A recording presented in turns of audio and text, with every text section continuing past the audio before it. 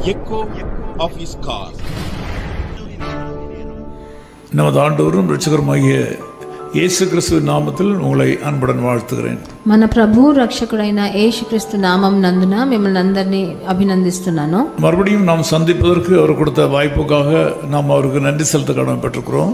మళ్ళీ మనందరినీ ఒకరినొకరు కలిసేదానికి మనకి ఇచ్చిన ఈ తరుణాన్ని బట్టి ఆయనకి స్తుతులు వందనాలు.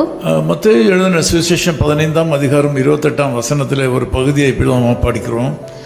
మత్తయి సువార్త 15వ అధికారంలో 28వ వచనంలో ఇలా రాయబడి ఉన్నది. உன் விசுவாசம் பெரியது, உன் விசுவாசத்தின்படியே ஆக கடவது. నీ విశ్వాసము గొప్పది, నీవు కోరినట్టే నీకు అవునుగాక అని ఆమెతో సెలవిచ్చాను అని రాయబడింది. ஆண்டவராகிய இயேசு கிறிஸ்து உலகத்திலே ஊழியம் செய்த காலத்திலே ஒரு ஸ்திரீ ஆனவள் அவரை சந்திக்கிறாள். ప్రభు అయిన యేసుక్రీస్తు ఈ లోకంలో పరిచర్య చేసేటప్పుడు ఒక స్త్రీ ఆయనని కలిసేదానికి వచ్చింది. அவள் என்னுடைய மகள் பிசாசினால் அதிகமாக அவதிப்படுகிறாள், நீர் அவரை சுகப்படுத்த வேண்டும் என்று கேட்டுக்கொண்டாள். ఆ స్త్రీ వచ్చి తన అన్ని నా కూతురు చాలా సైతాను క్రియల చేత చాలా బాధింపబడి ఉన్నది, మీరు దానికి స్వస్థతనివ్వాలని కోరుకున్నది. அவள் பலமுறை ஆண்டவரை வேண்டிக் கொண்டும் ஆண்டவர் பதில் ஒன்றும் சொல்லவில்லை என்று வேதம் சொல்கிறது. తను ఎన్నోసార్లు బతిమాలినా కూడా ప్రభు అయిన యేసుక్రీస్తు తన బదులు ఇవ్వలేదు. தொடர்ந்து அவள் தொந்தரவு பண்ணி கொண்டது. அப்படினாலே சீஷர்கள் அவளை துரத்தும்படி யோசித்தார்கள். ఆయన వదలకుండా ఆయన వెంట పడినప్పుడు అక్కడ తనకున్న శిష్యులు ఏం చేశారంటే తనని తరిమేయాలని చూశారు. அவள் ஆண்டவரை பார்த்து, இந்த ஸ்திரீ மிகவும் தொந்தரவு செய்து கொண்டிருக்கிறாள், நீரும் ஒன்றும் சொல்லவில்லை, ஒன்றும் செய்யவில்லை என்று சொன்னார்கள். శిష్యులు చెప్పారు, ఆ స్త్రీ చాలా మిమ్మల్ని అలసట చేస్తుంది, కానీ మీరు ఏమి జవాబు ఇవ్వట్లేదు అని ప్రభు దగ్గర చెప్పారు. இந்த சூழ்நிலையிலே ஆண்டவராகிய இயேசு கிறிஸ்து நம்முடைய வாயை திறந்து பேச ஆரம்பித்தார். అలాంటి పరిస్థితిలో ప్రభు అయిన యేసుక్రీస్తు తన నోరు విప్పి మాట్లాడడం మొదలు పెట్టాడు. அவள் அந்த ஸ்திரீயை பார்த்து சொன்னாள், நான் காணாமல் போன என்னுடைய சொந்த ஜனத்தை தேடும்படியாகத்தான் வந்திருக்கேன், உங்களை தேடி வரவில்லை என்று சொன்னார். అప్పుడు ప్రభు చెప్పాడు, నేను మా జనుల కోసం వచ్చాను, మీ కోసం రాలేదు అని ఆయన చెప్తున్నాడు. அவர் எந்த అర్థத்திலே சொன்னார் என்பது சரியாக புரியவில்லை. ఆయన ఏ అర్థంతో చెప్పాడని మనకి సరిగ్గా అర్థం కావట్లేదు. தொடர்ந்து அவர் சொல்லும்போது, பிள்ளைகளுக்குரிய ஆகாரத்தை நாய்க்குட்டிகளுக்கு போடக்கூடாது, நாய்களுக்கு போடக்கூடாது என்று சொன்னார். సొంత పిల్లల కోసం ఉన్న ఆహారాన్ని కుక్క పిల్లలకి వేయకూడదని ఆయన మళ్ళీ చెప్తున్నాడు. ஆனால் அந்த ஸ்திரீயானவளும் ஆண்டவரை விடாதபடி, ஆண்டவரே நீர் சொல்லுவது சரிதான், பிள்ளைகளுடைய ஆகாரத்தை மேஜையில் வைத்து சாப்பிடும்போது மேஜையிலிருந்து கீழே விழுகிற துணிக்கைகளை நாய்க்குட்டிகள் తినవలవా என்று சொன்னாள். అప్పుడు ఆ స్త్రీ బదులు చెప్పింది, మీరు చెప్పింది సరే, కానీ మా పిల్లలు ఒక బల్ల మీద కూర్చొని ఆహారం తీసుకునేటప్పుడు దాని నుంచి కింద పడిపోయే ఆ చిన్న తుక్కులు కూడా ఆ కుక్క పిల్లలు తింటాయి కదా అని అడిగింది. సంబంధమిல்லாத ஒரு வார்த்தை ஆண்டவராகிய இயேசு கிறிஸ்து சொன்ன போதிலும், సంబంధమై లేని వచనం ప్రభు యేసు చెప్పినా కూడా, அவருடைய விண்ணப்பத்தை ஆண்டவர் பதில் கொடுக்கிற விஷயத்தில் தாமதப்படுத்தின போதிலும், తనకు బదులివ్వకుండా చాలా ఆలస్యం చేసినా కూడా, அவள் விடாப்பிடியாக ஆண்டவரை தொந்தரவு பண்ணினாள் என்று வேதம் சொல்கிறது. అయినా విడవకుండా ప్రభువుని తన వెంటనే తన వెంబడించిందని మనం చూస్తున్నాం. இதை பார்த்து ஆண்டவர் மேலும் கோபப்படாதபடிக்கு அவளிடத்தில் ஒரு வார்த்தையை சொல்கிறார். ఇంకా కోపం తెచ్చుకోకుండా ప్రభు అయిన యేసుక్రీస్తు తన దగ్గర ఒక వచనాన్ని చెప్తున్నాడు. அந்த வார்த்தை மிக உன்னதமான வார்த்தை. ఆ మాట చాలా ఉన్నతమైన మాట.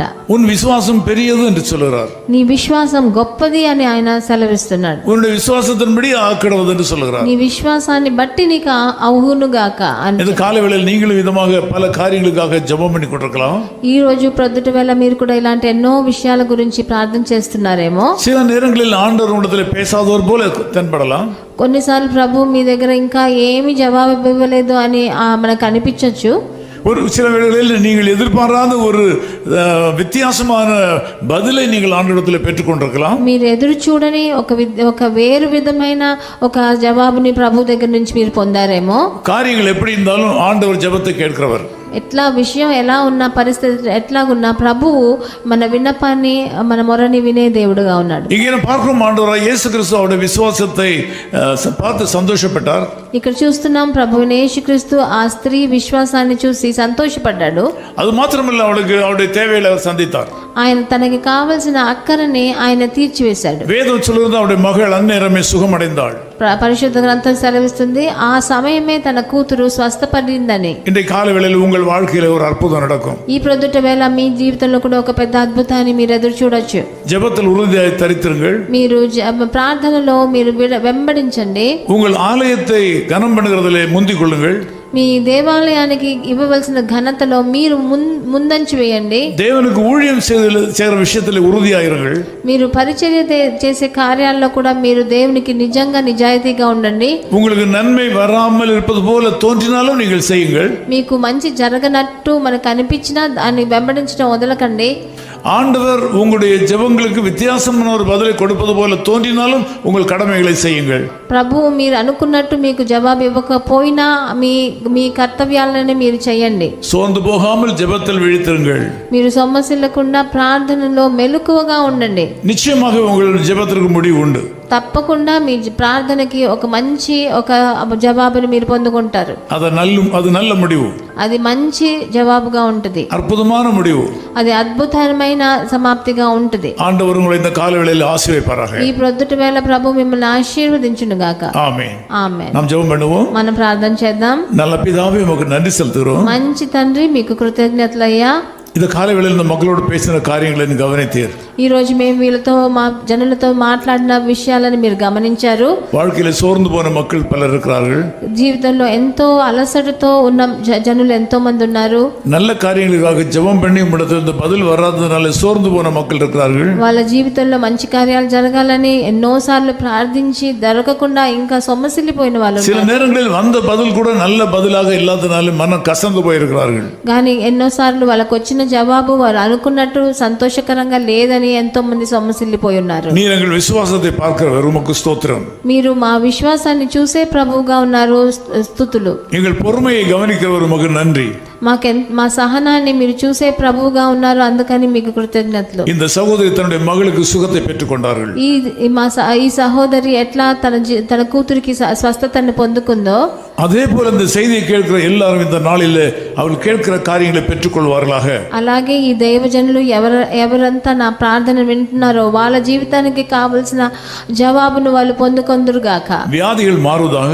వాళ్ళ అనారోగ్యం మారిపోని. சாபங்கள் மாறுவதாக. వాళ్ళ శాపాలన్నీ తొలగిపోని. விக்கினங்கள் மாறுவதாக. వాళ్ళకున్న అడ్డంకులన్నీ మారిపోని. இயேசு கிறிஸ்துவின் நாமத்தில் ஜெபிக்கிறோம் பிதாவே. ప్రభువైన యేసుక్రీస్తు నామమునందున వేడుకుంటున్నాం తండ్రి. ஆமென். ஆமென். காலையில் பனி போல் மாயமாய் உலகம் வாயமாய் நீங்கிவிடும். காலையில் பனி போல் மாயமாய் உலகம் வாயமாய் நீங்கிவிடும். என்றும் கர்த்தரின் பாதம் நிச்சயம் நம்பு கருத்தாய் நீ மனமே. தேனினை மயிலும் இயேசுவின் நாமம் திவ்ய மதுரமாமே. அதை தேடியே நாடி ஓடியே வருவீர் திருச்சபையானோரே. தேனினை மயிலும் இயேசுவின் நாமம் திவ்ய மதுரமாமே.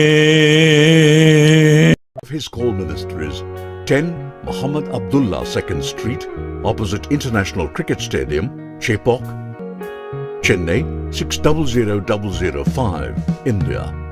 Phone 9144-2852-8282. Mobile phone and WhatsApp 91-98412-71858. Email sam@echoofhiscall.org. Website www.echoofhiscall.org. God bless you.